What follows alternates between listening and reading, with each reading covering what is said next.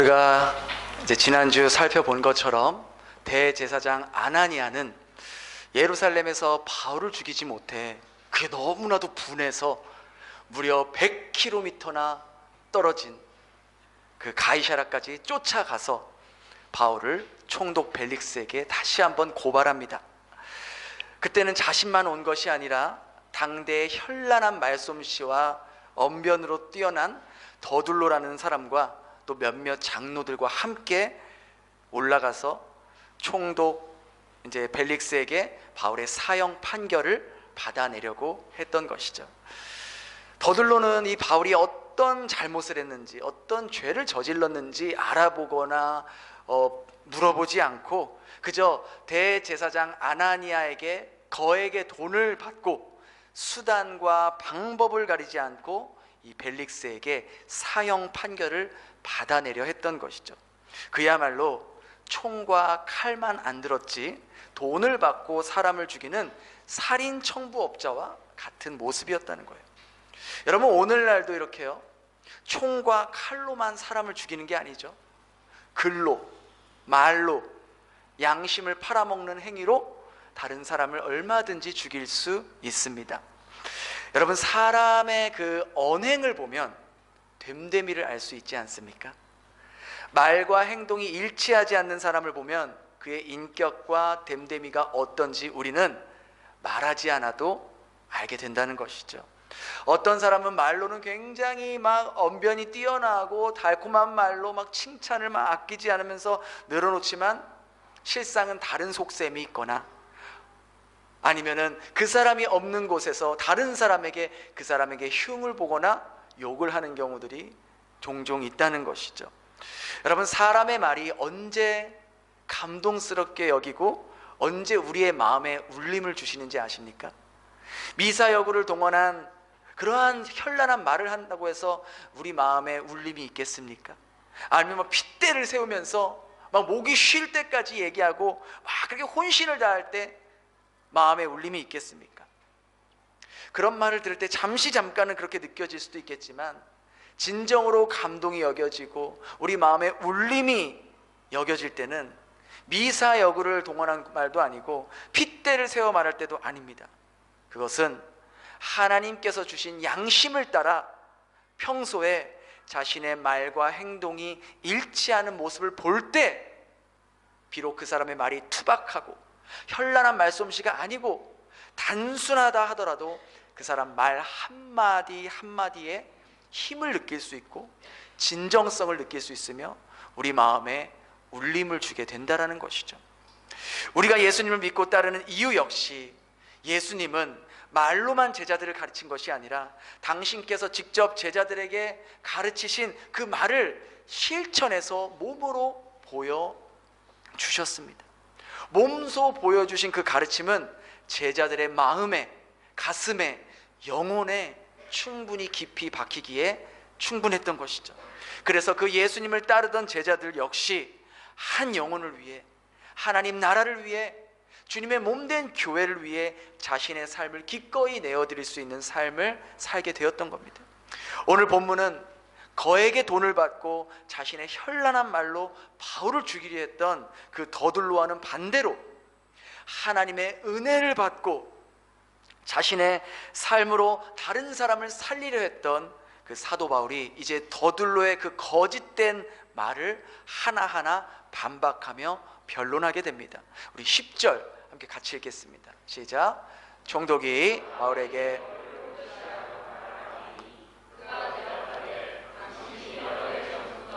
민족에 내가 알고 내 사건에 대하여 이제 총독 벨릭스는요 바울에게 발언권을 주고 말하게 합니다. 현란한 말로 뭐 당신의 지혜로 막 당신 때문에 우리나라가 막 잘 살게 되었습니다 라고 막 한껏 치켜 세우면서 아첨했던 더둘로와는 달리 바울은 벨릭스에게 뭐라고 말합니까? 당신이 이 민족의 재판장이 된 걸 내가 알고 있다. 이 말은요, 그 당시 이 벨릭스는요 돈을 받고 판결을 굽게 하기로 소문이 난 그런 사람이었습니다. 바울도 그 사실을 알고 있었기에 당신이 올바른 재판장의 역할을 해줄 것을 바란다라는 마음으로 짧고 간결하게 말을 시작합니다. 그리고는 더둘로가 자신을 고발한 내용을 하나하나 반박하기 시작합니다. 더둘로가 바울 고발할 때 무슨 내용으로 고발했습니까? 우리 5절 6절 한번 볼까요? 시작. 우리가 보니 이 사람은 전염병 같은 자라 천하에 다 소유하게 하고 이단의 우두머리라 그가 성전을 더럽게 하므로 우리가, 그러니까 더둘로가 먼저 바울이라는 자가 천하에 흩어진 유대인들을 소유하게 한다고 했죠. 즉 유대인들을 선동해서 로마 제국의 반란을 일으키는 자라고 고발합니다. 그렇게 고발해야 벨릭스에게 사형 판결을 받아내기 유리했기 때문이죠. 하지만 바울은 이 고소에 이렇게 변론합니다. 우리 11절부터 13절입니다. 함께 읽겠습니다. 시작. 당신이 아실 수 있는 바와 같이 내가 예루살렘에 예배하러 올라간 지 열 이틀밖에 안 되었고 그들은 내가 성전에서 누구와 변론하는 것이나 회당 또는 시중에서 무리를 소동하게 하는 것을 보지 못하였으니 이제 나를 고발하는 모든 일에 대하여 그들이 능히 당신 앞에 내세울. 지금 바울이 가이사랴까지 와서 총도 앞에 선 날, 그 날이 그가 예루살렘으로 와서 오게 된 지 이제 12일, 열 이틀밖에 안 됐다라고 말하고 있습니다. 여러분 기억하십니까? 바울이 예루살렘에서 도착하자마자 이제 초대교회 지도자들을 만났잖아요. 그래서 그 야고보의 제안에 따라서 바울은 예루살렘의 성전에서 정결 의식을 행하게 됩니다. 그래서 정결 의식을 이제 7일째 하고 이제 마치는 그날 아시아에서 온 유대인들이 바울이 성전에 있는 걸 보고 저놈이 이방인을 데리고 왔다. 저놈은 아주 나쁜 놈이다. 전염병 같은 놈이다. 그렇게 사람들을 선동해서 돌에 맞아 죽을 뻔했던 그 상황에서 천부장과 로마 군사들이 즉시로 이제 달려와서 죽는 상황은 면했지만 바울이 감옥에 들어가게 되잖아요.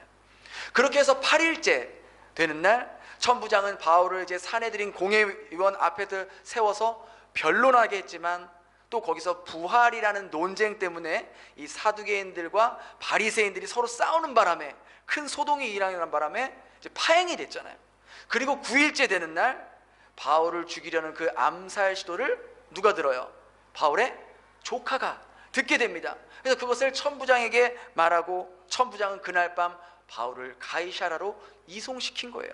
그리고 다음 날 10일째 되는 날 바울이 이제 가이사랴에 도착했고 거기서 헤롯 궁 안에 있는 감옥 안에서 구금당해서 이제 12일 열 이튿날 이제 두 번째 되는 날에 지금 이 자리에 있다라고 말하고 있는 거예요.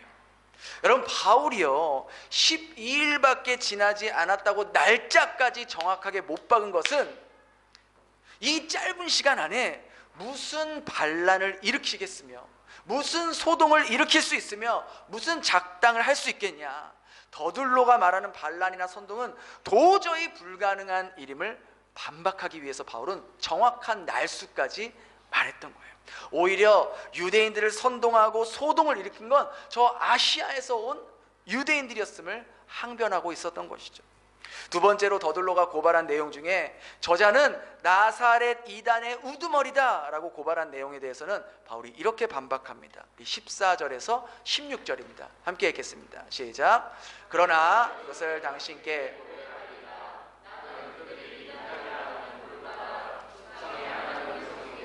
율법과 선지자들의 글을 기록된 것을 다 그들이 기다리는 바 하나님께 향한 소망을 나도 가졌으니 곧 의인과 악인의 부활이 있음이라 함이니이다. 16절 이것으로 말미암아 사람에 대하여 거리낌 없이 바울은 자신이 믿고 있는 도가 더둘로가 말하고 있는 이단이 아니라 유대인들이 믿고 있는 같은 하나님이며 그들이 믿고 있는 율법과 선지자의 글을 나도 믿는다. 종교 지도자들이 믿는 하나님과 내가 믿는 하나님은 같은 하나님임을 변론합니다. 또한 자신은 정통 유대인들과 같이 의인과 악인의 부활을 믿으며 그 믿음을 따라 뭐라고 말합니까? 그 믿음을 따라 언제나 하나님 앞에서 그리고 사람 앞에서 항상 깨끗한 양심을 지켰다라고 말했던 것이죠. 세 번째로 더둘로는 바울이 이방인을 성전으로 데리고 와서 성전을 더럽혔다고 했는데, 그거에 대해서도 17절 18절에 이렇게 반박합니다. 함께 읽겠습니다. 시작. 여러 해 만에 내가 내 민족을 구제할 것과 재물을 가지고 와서 드리는 중에 내가 결례를 행하였고 모임도 없고 소동도 없이 성전에 있는 것을 그들이 보았나이다. 그러나 아시아로 그러니까 바울은 이제 성전에서 정결 의식을 행할 때에 어떤 소동이나 어떤 소란도 없음을 다시 한번 강조합니다. 또한 자신이 예루살렘에 온 목적은 예루살렘 성도들이 기근으로 인해서 지금 심한 어려움에 처했기 때문에 아시아로부터 받은 그 헌금을 전달하기 위해서 왔습니다 라고 말합니다. 그러면서 마지막으로 자신의 변론을 이렇게 마칩니다. 19절에서 21절입니다. 같이 읽겠습니다. 시작. 그들이 만일 나를 반대할 사건이 있으면 마땅히 당신 앞에 와서 고발하였을 것이다. 그렇지 않으면 이 사람들이 내가 공회 앞에 섰을 때 무슨 옳지 않은 것을 얻는가 말하라 보소서. 오직 내가 그들 가운데서 서서 외치기를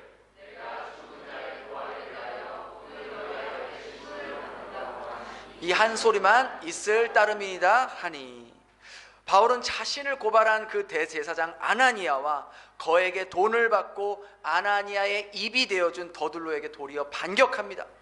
만일 제가 성전을 더럽혔다면 그것을 본 아시아에서 온 유대인들이 직접 당신에게 와서 고발했을 텐데, 그들은 지금 온데간데 없고 보이지도 않고 그들의 말만 들은 아나니아가 와서 나를 고발하는 것과, 또 예루살렘 성전이나 공회 앞에서 내가 무엇을 잘못했는지, 내가 반란을 일으키거나 공모한 것을 있거나 그것을 들은 자가 있거나 그것을 눈으로 본 자가 있거나 그런 증인이나 증거가 있는지 나를 고발한 그 자들에게 물어보십시오라고 바울은 오히려 벨릭스에게 요청합니다.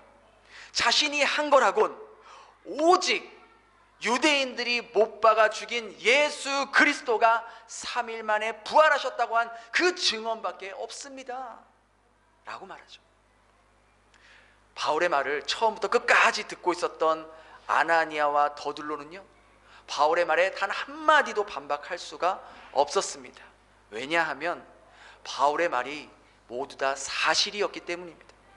다시 한번 거짓과 탐욕으로 손을 잡은 자들의 음모가 무산되는 상황인 것이죠.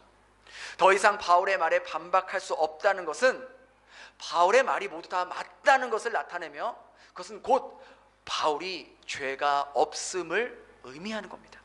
그럼 그 모든 증언과 상황과 정황들을 들은 벨릭스는 어떤 판결을 내야 됩니까? 당연히 바울에게 무죄를 선고하고 즉각 석방해야 되는 것이 마땅했습니다. 하지만 벨릭스가 어떻게 하는지 아십니까? 22절 23절입니다 같이 읽겠습니다. 시작. 벨릭스가 이 도에 대한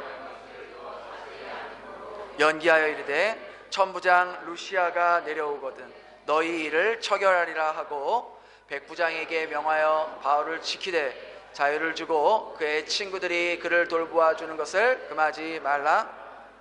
사실 이 벨릭스는요, 이 도라고 불리는 이 예수 그리스도에 대해서 이미 알고 있었습니다.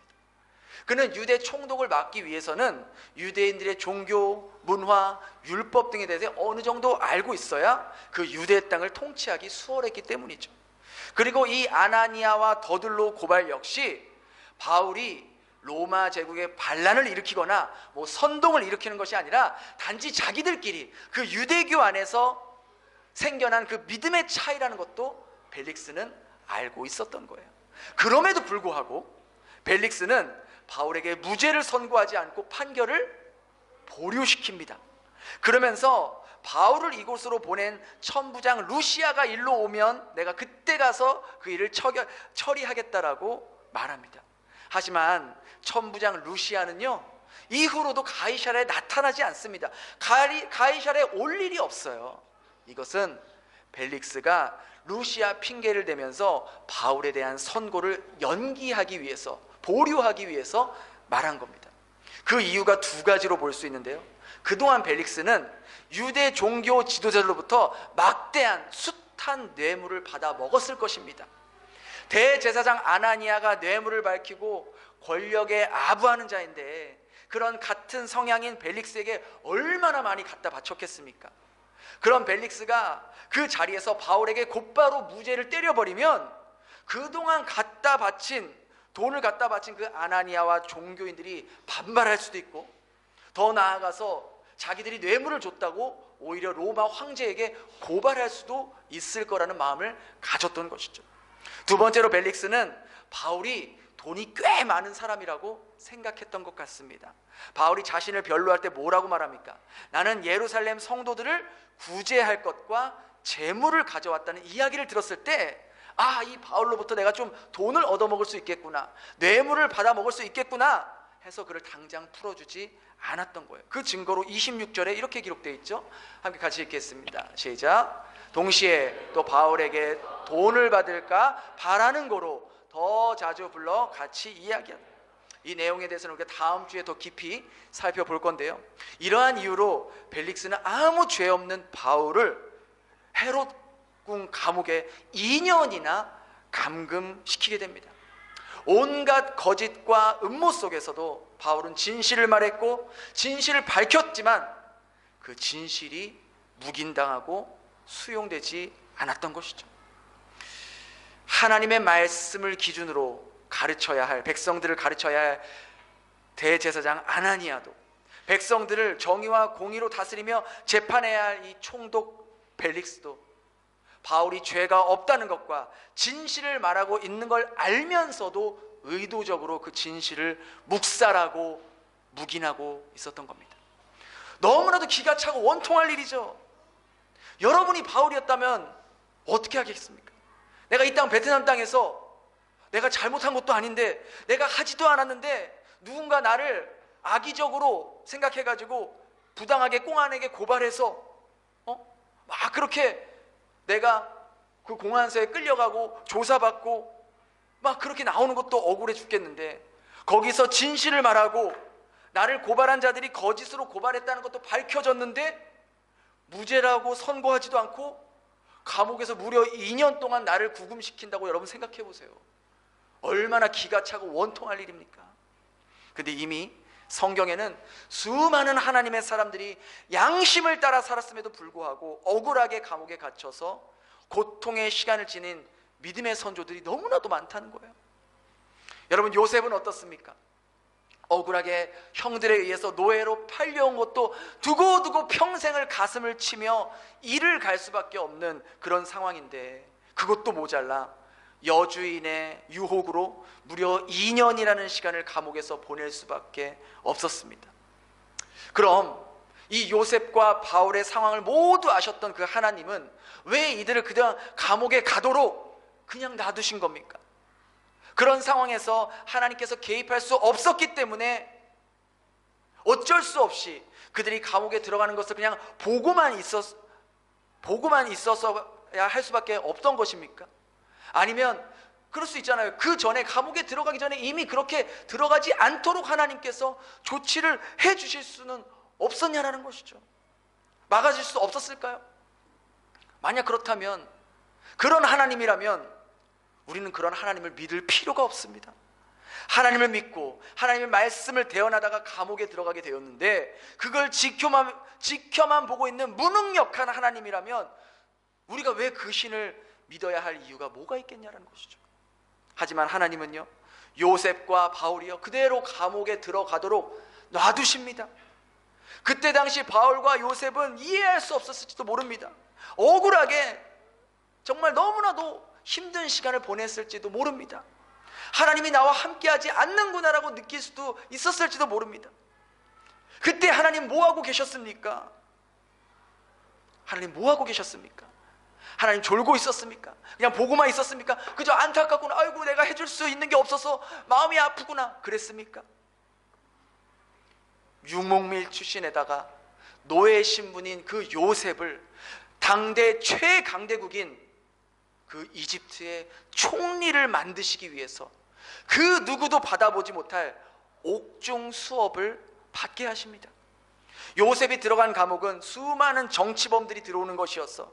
그곳에서 이집트의 외교, 정치, 국방, 노예 신분으로는 평생을 살아도 만날 수 없는 고위 관료자들을 그 감옥 안에서 다 만나게 하시고, 그곳에서 이집트의 총리로서 그 자질을 훈련시키고 있었다는 거예요.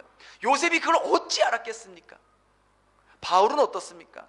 아무 죄도 없는 그 감옥에 갇혀야 하는 신세가 된 것이, 앞으로 이제 우리가 살펴보겠지만 새롭게 바뀌게 될 그 총독 베스도와 또 분봉왕 아그리빠 왕에게까지 복음을 전하는 토대가 되었다는 것, 그것 역시 바울도 생각하거나 상상할 수 없었던 일이라는 것이죠.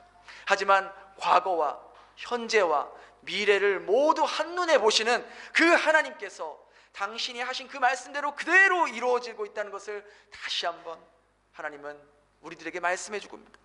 과거와 현재, 미래 모든 것을 한눈에 보시는 하나님께서 바울에게 하신 그 말씀을 그대로 이루게 하신 거예요. 예수 믿는 자들을 핍박했던 그 바울을 부르실 때 예수님이 뭐라고 하시면서 부르셨습니까? 우리 15절입니다. 우리 사도행전 20장 15절 함께 같이 읽겠습니다. 시작. 주께서 이르시되 가라, 이 사람은 내 이름을 이방인과 임금들과 이스라엘 자손들에게 전하기 위하여 택한 나의. 바울은요, 주님을 만나고 30여 년 동안 전도 여행을 하면서 대부분 만난 사람들이 어떤 계층이겠어요? 대부분 서민 계층이에요. 대부분 종의 신분들이에요. 평범한 시민들에게 복음을 전했다는 거예요. 간혹 귀족들이나 유력자들이 회심하기는 했지만 그것은 극히 일부였고, 대부분은 어렵게 살아가는 하층민들이 많았다는 것이죠. 그도 그럴 것이 바울의 행색이나 바울이 하는 일을 볼 때 세상에 권세 있거나 권력자들이 바울의 말에 조금도 귀를 기울이지 않고 그렇게 관심조차 갖지 않았습니다. 잠시만 기다렸어요. 비가 너무 많이 와서 문을 닫아야 돼요.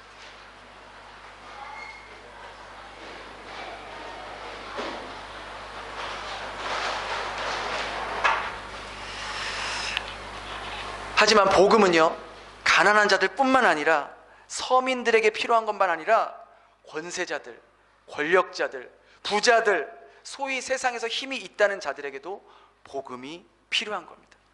왜냐하면 모든 인간은 죄 아래 놓여 있고 예수 그리스도를 통하지 않고서는 하나님 나라에 갈 수 없는 존재이기 때문이에요. 그래서 복음은 남녀노소, 빈부, 귀천에 상관없이 죄로 물든 인간에게 필요하다는 것이죠. 하나님은 바로 이 바울을 통해서 로마 제국의 총독과 이 왕들에게까지 복음이 전해질 수 있도록 하기 위해서 그 헤롯 궁, 그 감옥 안에 남겨두셨다는 거예요. 바울이 그걸 어찌 알 수 있었겠습니까? 그러나 하나님의 계획과 섭리는 언제나 바울의 생각과 상상을 뛰어넘는다는 것을 바울은 알고 있었다는 거예요. 그래서 이렇게 불의한 재판과 불의한 결과가 나온다 할지라도 그는 억울해하지 않았고 하나님을 원망하지 않았습니다. 진실을 알고 계시는 그 하나님께서 이 모든 상황을 지켜보고 계심을 알고 있었기에 때로는 부당한 판결과 내 힘으로는 어찌할 수 없는 그 상황을 만났을 때에도 하나님의 때에 하나님의 방법으로 자신의 진실을 반드시 밝혀주실 것을, 보호해 주실 것을 그는 믿고 있었기 때문이죠. 2018년 5월 30일 필리핀에서는요, 학교 캠퍼스 사역을 하고 계셨던 백영모 선교사님이 갑자기 필리핀 경찰들이 들이닥치더니 자신의 사역 현장에서 체포영장을 내밀면서 그 선교사님의 손에 수갑을 채웠습니다. 체포 이유는 불법 무기를 소지한 이유라는 것입니다. 이 백영모 선교사님은 불법 무기를 소지한 적도 없고 만져본 적도 없는데 누군가 악의적인 그러한 마음으로 경찰에 신고해서 이렇게 백 선교사님이 체포하게 됩니다. 사실 이 필리핀에서는요, 이런 식으로 아무 죄 없는 사람에게 가짜 체포영장이나 허위 신고를 해서 잡아간 뒤에 돈을 주면 풀어주겠다고 협박하는 범죄가 많다고 합니다. 이것을 소위 셋업 범죄라고 합니다. 그렇게 백 선교사님이 필리핀 경찰이 무자비하게 끌려가게 되어서 조사를 받았을 때도 나는 그런 무기를 소유한 적이 없습니다라고 말했지만 너 증거가 있어 라고 하면서 그냥 무조건 감옥에 집어넣었습니다. 백선교사님 본인은 말할 것도 없고요, 가족 모두가 발칵 뒤집어졌죠. 사모님과 자녀들이 받은 충격은 말로 할 수가 없었습니다. 그렇게 아무 잘못도 하지 않았는데 백선교사님은 필리핀 감옥에 갇히게 됩니다. 4평밖에 안 되는 비좁은 공간, 여러분 4평이면요 우리 2층에 유년부실 있죠? 그 정도예요. 3m 4m 12스퀘어 딱 4평입니다. 근데요 그 감옥이, 하나의 감옥이 4평인데 거기 몇 명이 수감되는 줄 아십니까? 몇 명이 수감될 것 같으세요? 무려 80명이 수감됐다. 지금 우리가 모인 인원보다 더 많은 인원이 지금 유년부실에 모여 있다고 생각해 보세요. 막 2층 3층으로 막 해놔가지고 침대를, 화장실은 딱 하나예요. 80명이. 악취는 말할 것도 없고요. 이 선교사님 너무 힘들었던 게 그 사람으로부터 나오는 그 인열, 가뜩이나 더운 나라인데 그 인열 때문에 거의 이 감옥이 찜질방 수준이었대요. 그런 곳에서 80명이 자야 하니까 어떻게 자겠어요? 그냥 앉아서 자거나 그냥 쪼그려서 정말 웅크리면서 잘 수밖에 없는 그런 공간밖에 나오지 않았다는 거예요. 거기에 뭐 개미, 뭐 바퀴벌레, 쥐, 뭐 이런 거는 그냥 함께 수감되어 있고, 그러면서 내가 왜 여기에 들어와야 했는지 영문도 모른 채 그런 시간을 보내야 했습니다. 아니나 다를까요? 하루에도 수도 없이 자기에게 찾아와서 너 여기서 나가려면 돈이 필요해, 돈 있으면 더 빨리 나갈 수 있어 라고 교도소 직원들이 하루가 멀다 하고 찾아와서 얘기했고, 또 자기 그 선교사님을 찾아온 그 동료 선교사님들도 지금 여기서 일단 나가셔야 됩니다. 선교사님 돈을 써서라도 나와야 됩니다. 정말 여기 더 있다가는 정말 죽을 수도 있으니 일단 살아야 되지 않겠습니까? 라고 계속 이야기를 했습니다. 저도 말씀을 준비하면서 알아보니까요 이 사건이 꽤 한국에도 크게 그렇게 보도도 되고 했더라고요. 기독교 뉴스에도 많이 나오고 심지어 국민청원에도 신청에도 올라가서 20만 명이 거기에 이제 다 동의를 했대요. 20만 명이 넘으면 정부에서 그것을 이제 답변을 해주고 조치를 취해줘야 되는데 우리나라 정부에서도 그렇게 크게 도움이 되지 못했다고 합니다. 그래서 백성교사님은 너무너무 안 되겠다 싶어서 돈을 써서라도 나가야겠다라고 마음 먹고 한국에 아는 분들에게 이제 편지나 또 연락을 해서, 아내분을 통해서 연락을 해서 나를 위해 돈을 좀 보내달라, 내가 꼭 나가면 꼭 다시 갚겠다, 돌려주겠다, 내가 여기서 며칠만 있으면 정말 돌아버려 죽을 것 같다 라고 이야기를 했습니다. 그러면서 기도하면서 하나님, 한국에 있는 분들이 그들이 마음을 만져주셔서 저를 돕기 위해 돈을 보내줄 수 있도록 하나님 도와주세요 라고 막 기도를 했어요. 이 선교사님은 오로지 이 감옥에서 나가야 된다는 생각밖에는 들지 않았습니다. 그런데 그렇게 기도하고 있는데 갑자기 당신의 심장이 막 너무너무 빨리빨리 뛰면서 자신의 귀에 너무나도 똑똑히 들리는 음성이 있었다고 합니다. 그 음성은 바로 여호와는 나의 목자이시니 내게 부족함이 없으리로다. 여호와는 나의 목자이시니 내게 부족함이 없으리로다. 그 음성이 얼마나 크게 들렸는지 마치 스피커를 틀어놓은 것처럼 그렇게 생생하게 들렸다는 거예요. 그 경험을 하고 나니 이 백성교사님 눈물을 흘리면서 계속해서 회개 기도를 하는 거예요. 하나님, 제가 하나님을 의지하지 않고 돈과 사람을 의지하려고 했던 저를 용서해 주세요. 하나님이 내 인생의 목자 되신다면 내 인생에 부족함이 없음을 고백합니다. 돈과 사람이 아닌 하나님이 내 인생의 주인 되심을 고백합니다 라면서 전심을 다해 눈물을 흘리며 그렇게 회개하며 고백했습니다. 그런 경험이 오전에 있었는데 그 사실을 몰랐던 아내가 이제 면회를 오후에 오게 된 거예요. 그래서 아내분이, 사모님이 백성교사님께 뭐라고 말했는지 아세요? 여보, 지금 당신 상황이 더 안 좋아질 수 있어요. 우리가 생각한 것보다 당신이 더 감옥에 오래 있을 수 있을 것 같아요. 하지만 우리 돈이나 사람 의지하지 말고 하나님만 의지하고 이번 일을 해결하도록 해요. 그렇게 사모님이 말하는 거예요. 우리가 결백하다는 걸 알고 계시니 하나님께서 이 일을 어떻게 하실지 우리가 잠잠히 기다리며 의지하며 견뎌봐요. 그런 이야기를 사모로부터 들었을 때 하나님께서 나에게 말씀하시는구나 라는 것을 느끼게 되었다고 합니다. 그리고 그날 이후 힘들고 어렵지만 하루하루 견뎠습니다. 그렇게 여러분, 회개 기도한다고 해서 뭐 상황이 바뀌어집니까? 갑자기 뭐 너 나와 그럽니까? 아닙니다. 똑같습니다. 똑같이 80명, 더러운 악취, 벌레, 잠을 잘 수 없는 환경, 너무나 괴로운 상황은 계속되었습니다. 감옥에 있는 동안 몸이 너무 안 좋아서 폐결핵까지 왔어요. 하지만 그 고통스러운 상황 속에서도 하나님 왜 나를 이곳에 보내셨습니까? 라고 원망했던 기도가 하나님, 제가 이곳에서 무엇을 할 수 있습니까? 하나님, 제가 이곳에서 무엇을 하기를 원하십니까? 라는 기도의 내용으로 바뀌었고, 하나님 백선교사님을 통해서 함께 수감되어 있는 필리핀 사람들에게 복음을 전하는 기회를 주셨던 것이죠. 그렇게 그 안에 수감되어 있던 사람들에게 복음을 전하기 위해 노력했습니다.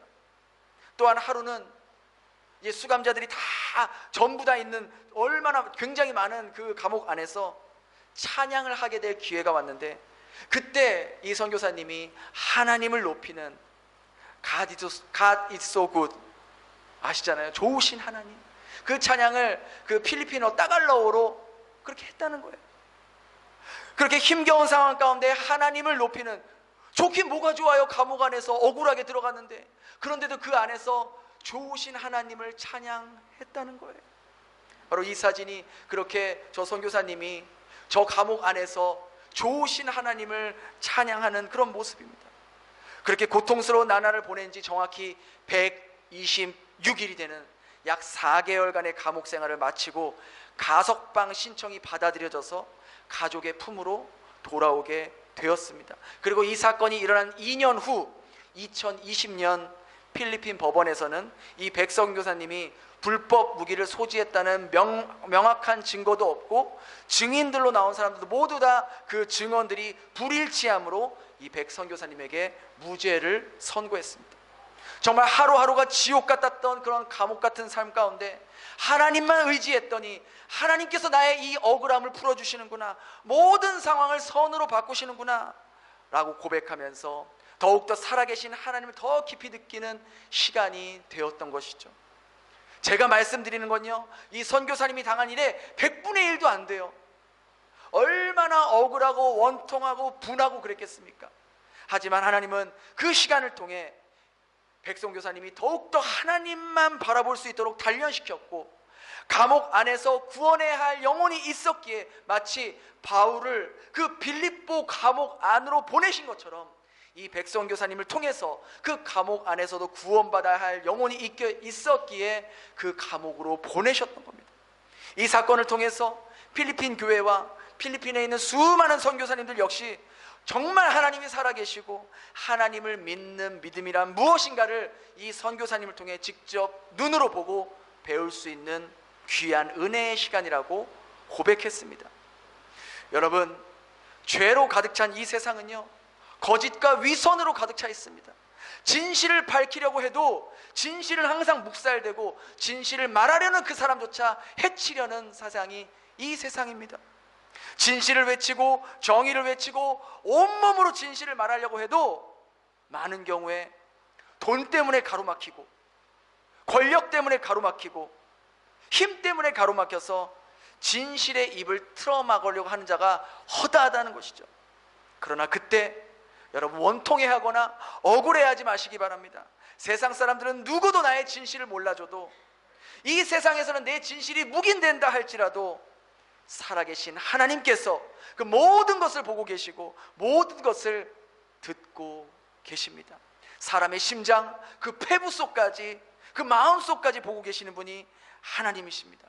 그 하나님께서 정말 생각지도 못한 방법으로 우리의 진실을 밝혀주실 것입니다. 그 과정이 때로는 고통스럽고 힘들고 어렵고 너무나도 죽고 싶겠지만 그 과정을 통해서 하나님은 분명 하나님께서 이루고자 하시는 일들을 이루신다는 것이죠. 세상이 우리의 진실을 묵인한다 하여도, 나의 억울함이 풀어지지 않는다 할지라도 계속해서 주님의 말씀을 붙잡고 살아가야 하는 이유가 여기에 있다라는 것이죠.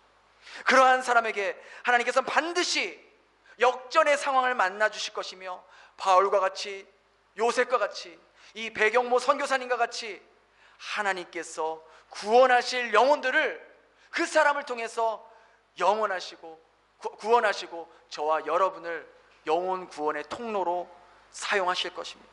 잊지 마시기 바랍니다. 거짓과 진실의 판결은 이 세상에서가 아니라 우리 모두 하나님 앞에 서게 된 그날에 진정한 진실은 명명백백 밝혀지게 될 것입니다. 그것이 오늘 본문이 저와 여러분들에게 주는 생생한 하나님의 말씀입니다.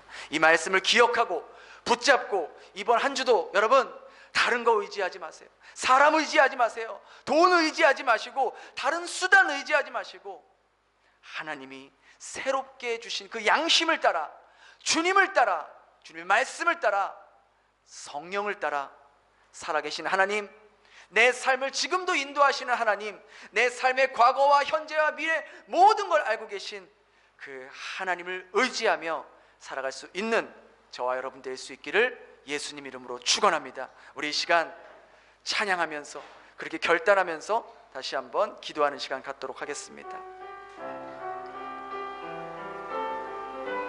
하나님께서 이 찬양 가운데 여러분에게 음성을 주시기를 원합니다. 가운데 지날 때에도 짓멀지 않으며, 불 가운데 행할 때에도 불 가운데 행할 때에도 를 상치 못하게 하시리. 너를 지며 하여 부르신 하나님 큰 사랑, 너를 구속하여 너를